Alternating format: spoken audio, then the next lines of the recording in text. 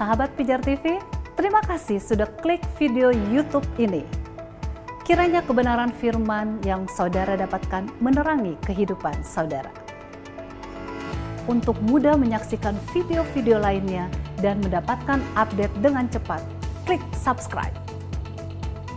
Jangan lupa, berkat Tuhan jangan disimpan sendiri. Klik tombol share di bawah dan bagikan video ini ke sebanyak-banyaknya orang yang saudara kenal. Salam terang bagi Indonesia.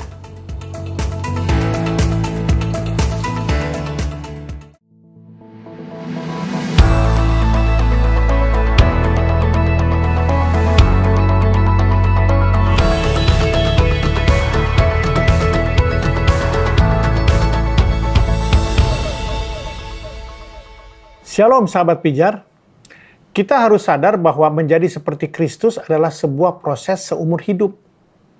Nah, di dalam proses itu bisa saja kita jatuh dalam dosa. Hanya di langit baru dan bumi baru kita tidak akan berbuat dosa, bahkan kita tidak akan mampu untuk berbuat dosa. Itulah sebabnya Yohanes memperingatkan kita untuk berhati-hati terhadap 3 kebohongan tentang dosa. Yang pertama, kita berkata bahwa kita beroleh persekutuan dengan Kristus, sementara hidup kita di dalam kegelapan. Dan yang kedua, berkata bahwa kita tidak berdosa. Dan yang ketiga, berkata bahwa kita tidak berbuat dosa. Nah, pada setiap kebohongan-kebohongan ini, Yohanes memberikan kebenarannya. Kebenaran yang pertama, jika kita hidup di dalam terang, darah Yesus menyucikan kita dari segala dosa.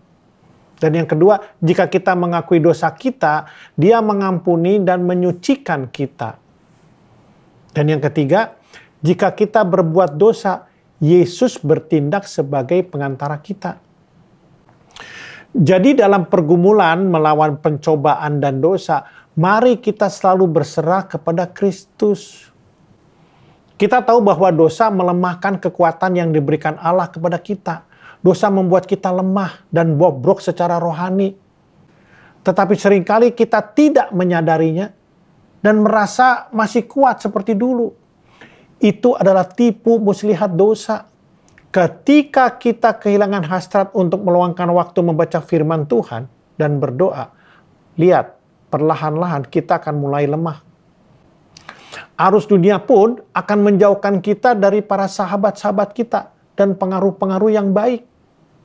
Ingat, orang lain dapat melihat keadaan kita yang menyedihkan dan lemah karena dosa, tapi kita sendiri tidak dapat melihatnya.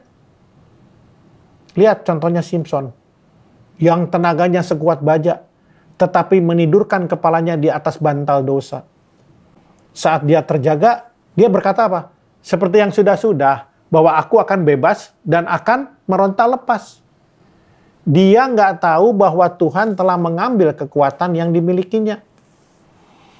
Nah, oleh sebab itu, kita harus sungguh-sungguh meluangkan waktu untuk memohon supaya Tuhan menyelidiki dosa kita. Saat kita berbalik kepadanya, Dia akan menerima kita dengan penuh sukacita. Dia akan membebaskan kita dari belenggu dosa. Dan Dia akan mempersenjatai kita kembali dengan kekuatannya.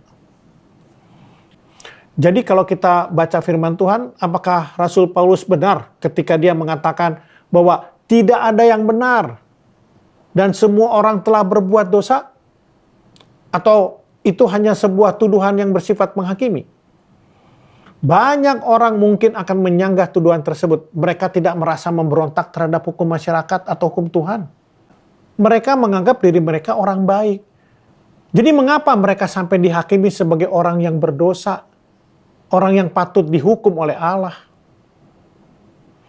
Yang membuat mereka menyangka mereka tidak berdosa adalah karena definisi dosa itu sendiri. Ketika dosa didefinisikan sebagai apa? Misalnya membunuh, berzina, mencuri, iri hati, menipu, korupsi, dan lain-lain. Maka saya mau katakan bahwa saya tidak membutuhkan Yesus sebagai juru selamat saya. Kita harus memahami definisi dosa dari dimensi Allah. Apa itu? Dosa berbicara tentang status kita di hadapan Allah. Manusia telah berbuat dosa dan kehilangan kemuliaan Tuhan. Status dosa itulah sebetulnya yang membuat kita bisa jatuh di dalam dosa.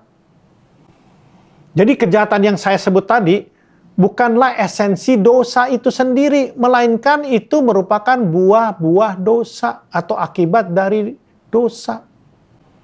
Nah, kalau dosa berbicara tentang status kita di hadapan Allah, maka satu-satunya jalan untuk kita diubahkan statusnya adalah melalui penderitaan, melalui kematian, melalui kebangkitan, dan melalui kenaikan Kristus ke surga.